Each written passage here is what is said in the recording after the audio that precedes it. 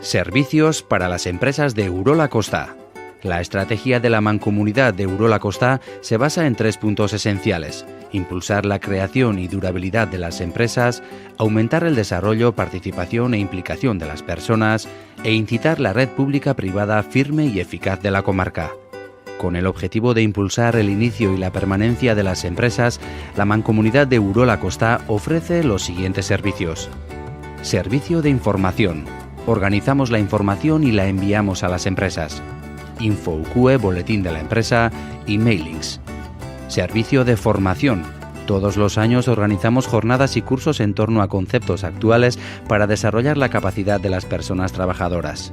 Apuesta por la mejora de contratación y competencia de las personas trabajadoras, para aumentar la profesionalidad de las personas y empresas y mantener y crear nuevos puestos de trabajo.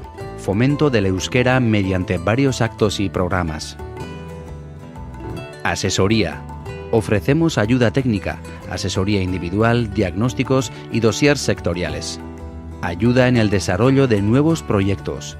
Sea cual sea el proyecto, nuevas empresas, cooperación, innovación, internacionalización, te ofreceremos la ayuda necesaria. Alquiler de locales para reuniones, actos o presentaciones. Udal elkartea guretzat, gu bezalako enpresa txiki askontzat, elkargune bada. Askotan honea gerturatze gara, gure artean esperientzia ezberdinak partekatzea eta ekimen desberdinak ere martxan jarri izan ditugu.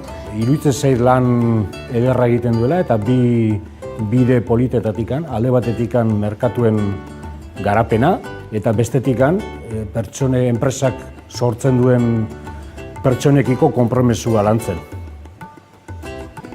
Urola Kosta, por la innovación continua.